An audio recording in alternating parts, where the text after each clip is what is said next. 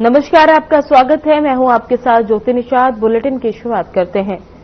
राजनांदगांव के मुख्य डाकघर में राष्ट्रीय डाक सप्ताह का आयोजन किया गया। इस मौके पर पोस्ट ऑफिस में कस्टमर मीट रखी गई, जिसमें स्कूली बच्चों और आम नागरिकों को डाकघर की कार्यप्रणाली से रूबरू कराया गया। इस कार्यक्रम में डाक विभाग के अधिकारियों और कर्मचारियों ने बच्चों को बताया कि डाकघर कैसे काम करता है और किन किन सरकारी योजनाओं को आम जनता तक पहुंचाता है।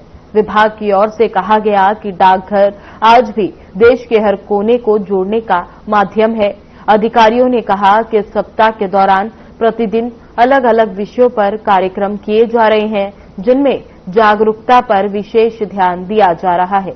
बता दें कि 1 अक्टूबर 1854 को भारतीय डाकघर की स्थापना हुई थी और इसी के उपलक्ष्य में हर साल राष्ट्रीय डाक सप्ताह मनाया जाता है।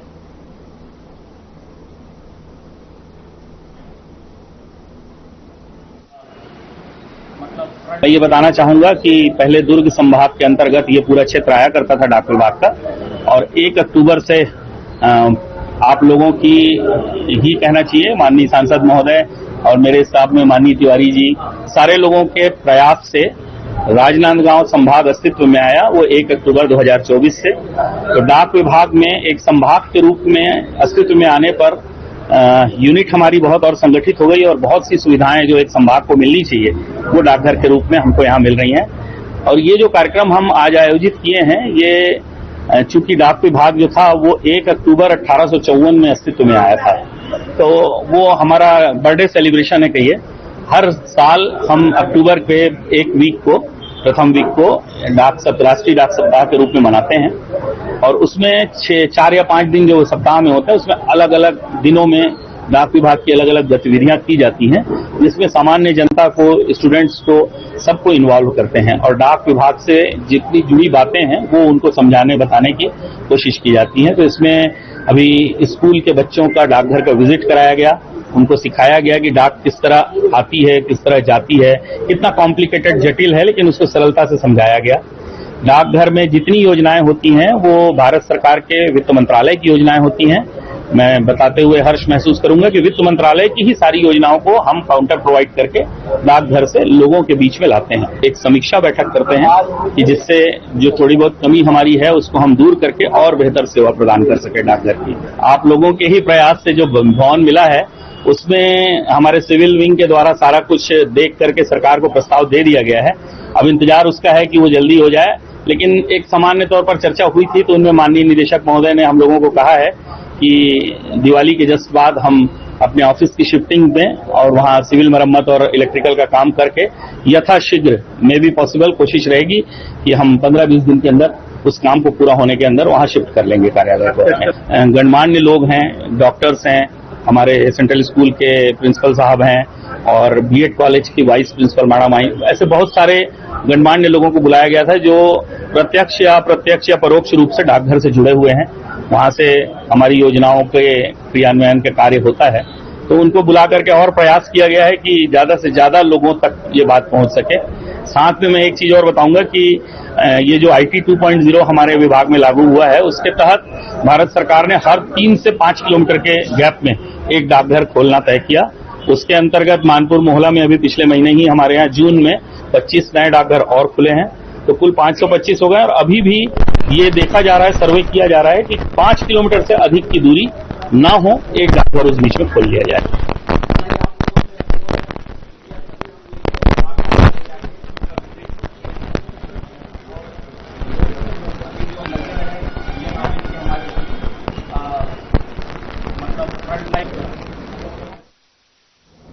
दुर्ग में आरोग्यम हॉस्पिटल में एक मरीज की मौत के बाद परिजनों ने अस्पताल प्रबंधन पर गंभीर आरोप लगाए हैं।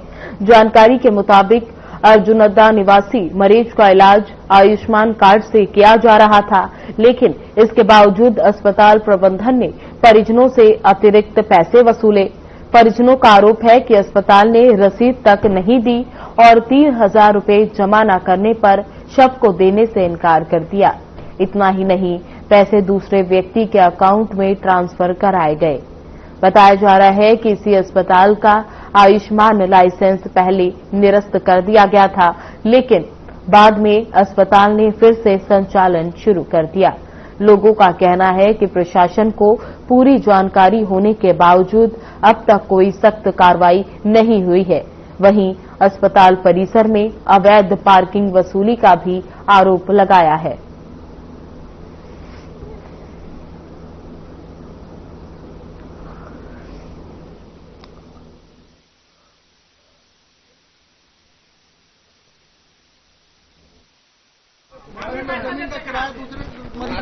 ये ऑनलाइन आप लोग जो दिखा रहे हो, हम देखें, हमारा स्टाफ है हॉस्पिटल का, उसको हम संपर्क करने की कोशिश कर रहे हैं, पर उसका फोन लगातार स्विच ऑफ आ रहा है। अभी वही लोग माने कि कोई 26,000 कहाँ से आया ये हमको समझ में नहीं आ रहा।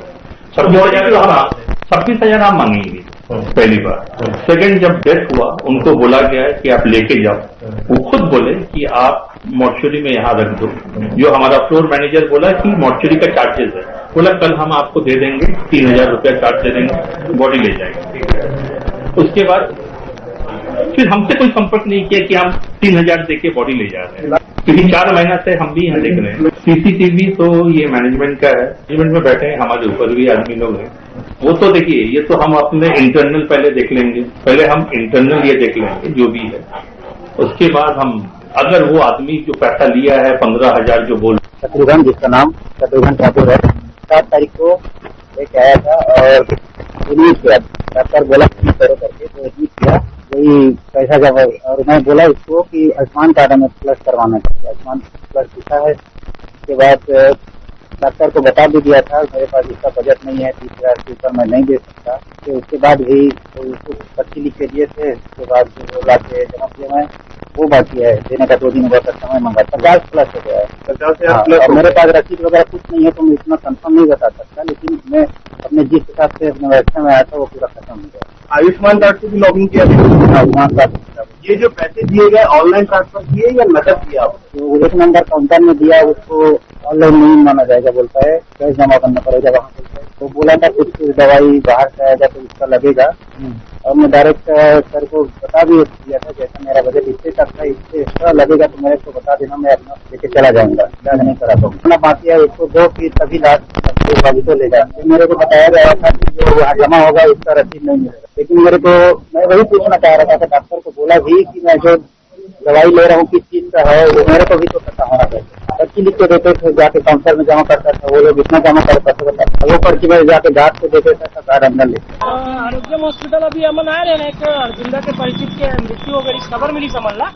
तो उन्हें ये पता चली कि वो कार्ड से भी पेमेंट करे रही से और कैश में भी पेमेंट करे रही से, और रात को ऑपरेशन के दौरान मृत्यु हो गई से, तो डेड बॉडी ले देत नहीं रही से कि 26,000 रुपये पेंडिंग है करके। और जब ओकर कार्यक्रम के लिए हम बात करे पर प्रबंधक से आए तो गार्ड हमला बोलिस कि आप पार्किंग बाजू में लगाओ, और जैसे हम पार्किंग में लगाए, हम गाड़ी अंदर करें तो गाड़ी नंबर पूछ के हमारे एक पर्ची देगी से, जो पर्ची में स्पष्ट रूप से कार के पार्किंग के चार्ज, बाइक के पार्किंग के चार्ज लिखे हुए हैं, और 1 घंटे के हिसाब से दिखाए हुए हैं कि इतना घंटे में इतना रुपया चार्ज। अगर आप घूमत है पर्ची, अगर आपके घूमत है तो 200 रुपया जुर्माना है। हम ये जानना चाहते हैं कि हॉस्पिटल में परमिशन तब मिलते जब उसका पार्किंग होना चाहिए, और पार्किंग के वास्ता हॉस्पिटल में नहीं है, और मरीज मन से आप ट्रीटमेंट के पैसा तो वसूली करते हो उगाही के तरीके से कैश और कार्ड में ले करके। एक अलावा आम जनता, आम गरीब आदमी मतलब पार्किंग के नाम पर भी वसूली करत हो।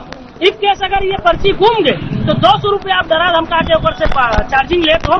तो जो हाल छत्तीसगढ़ पार्टी और छत्तीसगढ़िया क्रांति सेना सरकार से ये मांग करते हैं कि ऐसा हॉस्पिटल प्रबंधक के ऊपर में तत्काल कार्रवाई करे जाए, जेकर से आम जनता जो शोषित होते हुए वो मतलब एक मन से निदान मिल सके।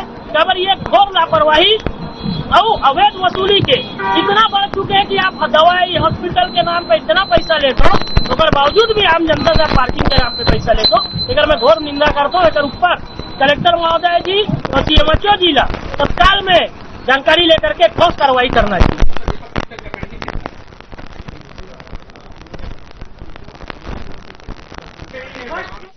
छत्तीसगढ़ के राजनांदगांव जिले के ग्राम खपरी की उषाबाई अपने पति संतोष ठाकुर की मौत के 5 महीने बाद भी मृत्यु प्रमाण पत्र नहीं मिलने के कारण कलेक्ट्रेट के सामने अनिश्चितकालीन धरने पर बैठ गई, जिस पर उषाबाई का कहना है कि उन्होंने डोंगरगढ़ अस्पताल और सांख्यिकीय विभाग के कई चक्कर लगाए, लेकिन हर बार उन्हें एक ही जवाब मिला है, आज जाओ कल आना। तो वहीं मृत्यु प्रमाण पत्र न मिलने के कारण न तो उन्हें कोई सरकारी मदद मिली है और न ही पति की जगह नौकरी मिल पाई। बता दें कि उषाबाई मजदूरी करके अपनी 2 बेटियों को पाल रही हैं।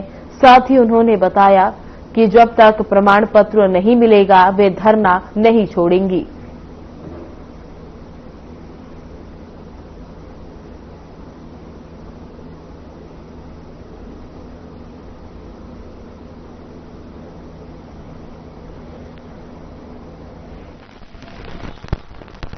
मोर पति के जो डोंगरगढ़ में ओगरी से ओकर मृत्यु प्रमाण पत्र 5 महीना हो गए, 6वां महीना चालू हो गए, मिलत नहीं है।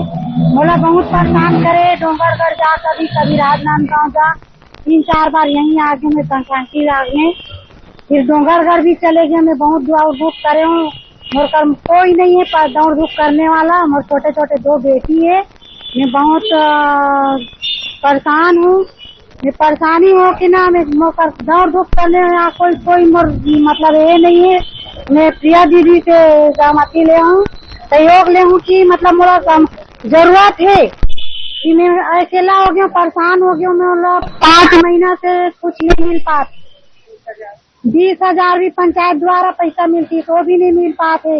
मोर पति गाँव पर तो कंपनी में काम करत, ओकरो जगह में कुछ काम मिलना चाहिए। मला करके मैं एक काम बात रखे रहूं का डेट के समय, लेकिन वो भी नहीं हो पाते। मैं रोजी मजदूरी करके अपन छोटे छोटे लड़का कैसे पालन पोषण करूं। अब बूढ़ी माँ है, समझो मतलब बोले रहे हूँ कि मैं जल्दी बना के दे दूं। मुझको कोई नहीं है, मोर घर में बेटा जात कोई नहीं, मोर ससुर का खत्म हो। हाँ, पांडे जी कर दिया हूँ मैं। हाँ, संक्रांति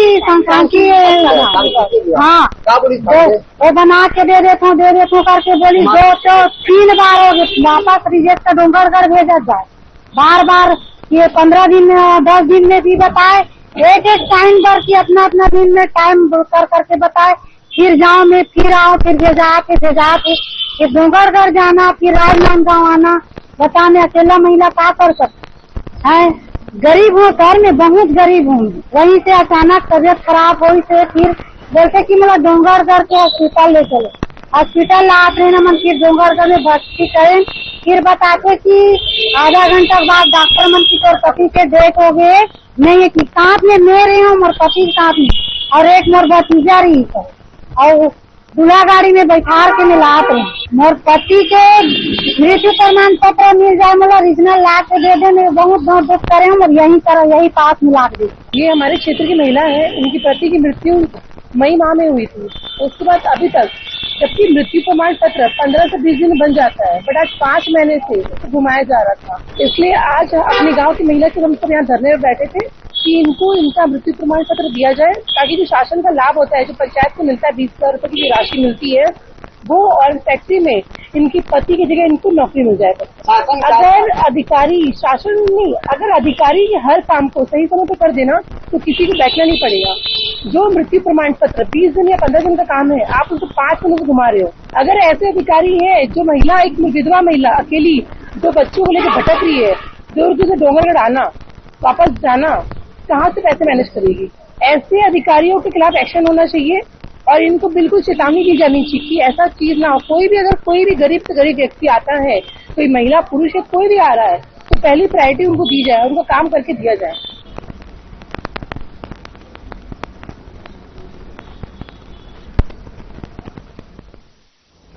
दंतेवाड़ा के बीजेपी विधायक चेतराम अटवामी बीजापुर पहुंचे, जहां उन्होंने प्रेस कॉन्फ्रेंस करते हुए कहा कि स्वदेशी व्यापार और जीएसटी जैसे सुधार देश को आत्मनिर्भर भारत बनाने में अहम भूमिका निभा रहे हैं और इस दिशा में भारत के पीएम मोदी विशेष कदम उठा रहे हैं।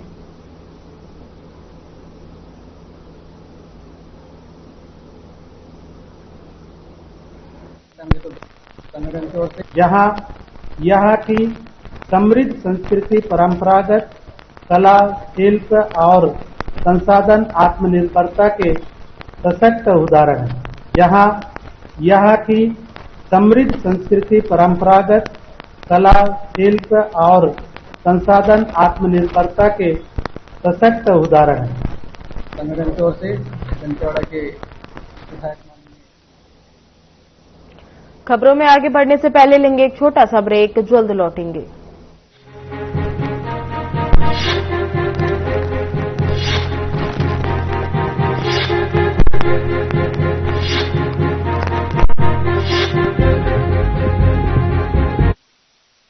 जय जोहार।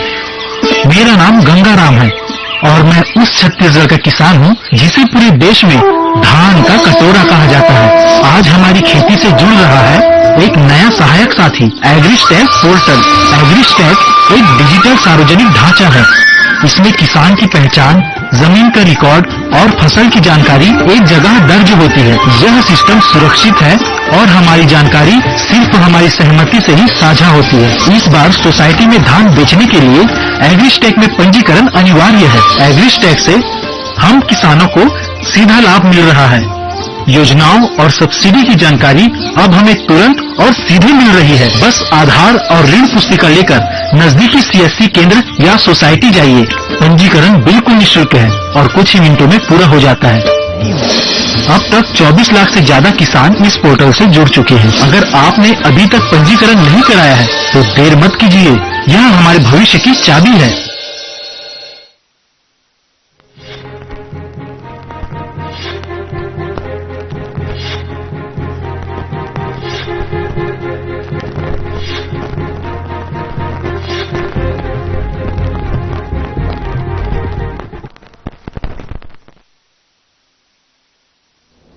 ब्रेक के बाद आप सभी का एक बार फिर से स्वागत है। खबरों में आगे बढ़ेंगे। कांग्रेस का प्रदेश भर में संगठन सृजन अभियान चल रहा है, जिसके तहत एआईसीसी ने पर्यवेक्षक नियुक्त किए हैं जो छत्तीसगढ़ के विभिन्न जिलों के दौरे पर हैं। इस क्रम में केंद्रीय पर्यवेक्षक चरण सिंह का दौरा डूंगरगढ़ में हुआ, जहां उन्होंने विश्व प्रसिद्ध मां बमलेश्वरी देवी की पूजा अर्चना की और शेरपानी प्रांगण में संगठन सृजन अभियान के तहत बैठक ली। वहीं मीडिया से चर्चा करते हुए चरण सिंह ने बताया कि वे पिछले कई दिनों से जिले के दौरे पर हैं और जिले भर में कांग्रेस की स्थिति अच्छी है। यहां हर धर्म और समाज का आदमी कांग्रेस पार्टी को चाहता है। ये सर्वधर्म संभव की धरती है। यहां बीजेपी की देश नफरत और ध्रुवीकरण की कोई जगह नहीं है। इस अवसर पर उनके साथ डूंगरगढ़ विधायक हर्षिता स्वामी बघेल, पूर्व जिला अध्यक्ष नवाज खान सहित बड़ी संख्या में कांग्रेस के पदाधिकारी और कार्यकर्ता उपस्थित रहे।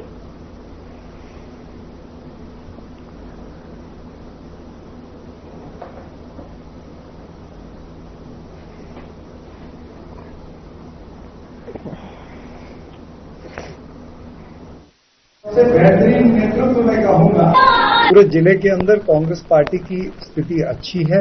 यहाँ पर हर धर्म का व्यक्ति, हर समाज का व्यक्ति कांग्रेस पार्टी को चाहता है। कांग्रेस पार्टी और आदरणीय श्री राहुल गांधी जी ने और खड़गे जी ने जो मुद्दे उठाए, तो चाहे जातिगत जनगणना का मुद्दा हो, संविधान का मुद्दा हो, परम पूज्य डॉक्टर बाबा साहब अम्बेडकर जिन्होंने संविधान की रचना की, उनकी भी ये भूमि है। यहाँ पर भगवान गौतम बुद्ध जी का भी स्थान है।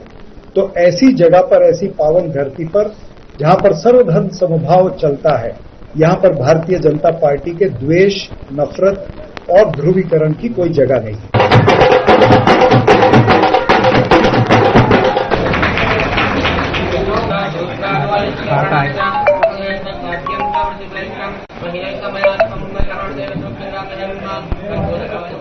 कोरबा जिले के कटघोरा क्षेत्र में मुख्यमंत्री विष्णुदेव साय ने एक दिवसीय दौरे के दौरान कई महत्वपूर्ण सामाजिक आयोजनों में भाग लिया।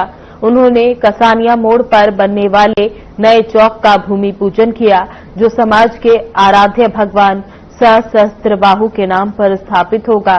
चौक पर भगवान सहस्त्रबाहु की भव्य प्रतिमा और 25 लाख रुपए लागत का स्वागत गेट बनाया जाएगा।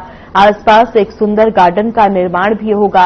सीएम साय ने कहा कि इस कार्य में सहयोग देने वाले सभी जनप्रतिनिधियों, समाज सेवियों और नागरिकों को वे शुभकामनाएं देते हैं। इसके अलावा मुख्यमंत्री रामपुर चौक भी पहुंचे और अमर शहीद सीताराम कंवर की आदमकद प्रतिमा का अनावरण किया। सीएम साय ने कहा कि शहीद की वीरता नई पीढ़ी को प्रेरणा देगी।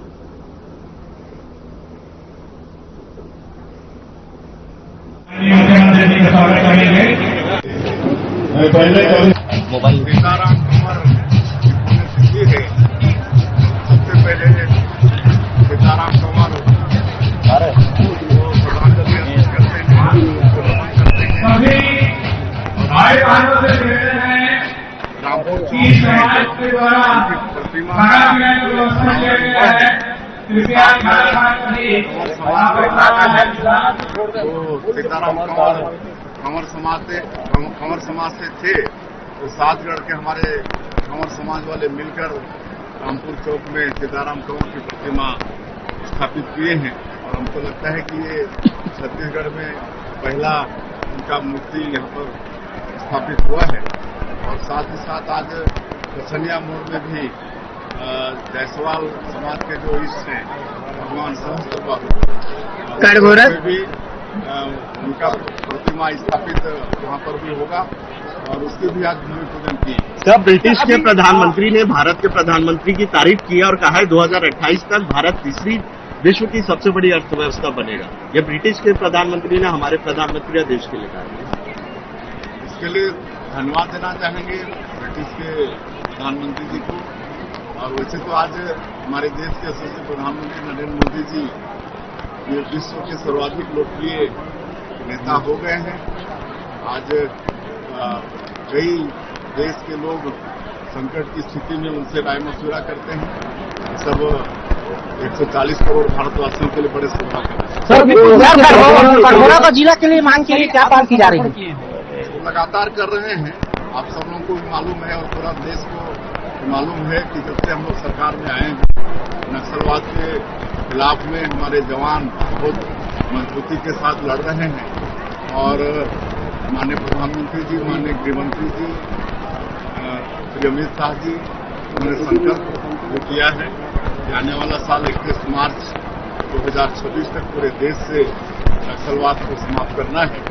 और इस मजबूती के साथ नक्सलवाद के साथ लड़ाई हम लोग लड़ रहे हैं, हमारे जवान लड़ रहे हैं। लगातार ऑपरेशन में जो सफलता मिल रही है, बड़े बड़े माओवाद न्यूट्रलाइज हो रहे हैं। इससे पूरा भरोसा है माननीय प्रधानमंत्री जी का और माननीय गृहमंत्री जी का संकल्प पूरा। मनजीत सिंह जी, रमेश सिंह जी, माननीय मुख्यमंत्री जी का स्वागत करेंगे।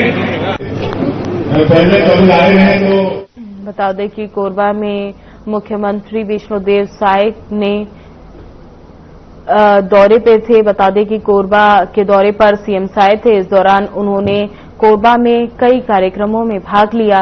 साथ ही उन्होंने नए चौक का भूमि पूजन किया। उन्होंने जनता को संबोधित करते हुए बीजेपी की रणनीति और योजनाओं के बारे में जनता को अवगत कराया। साथ ही नए चौक का भूमि पूजन किया और शहीद कंवर जी की आदमकद प्रतिमा पर माल्यार्पण कर उन्हें नमन किया और कहा कि ऐसे वीर जवानों की वीरता के लोगों को सीख लेनी चाहिए। साथ ही सीएम साय ने कई कार्यक्रम में हिस्सा लेते हुए लोगों को संबोधित किया।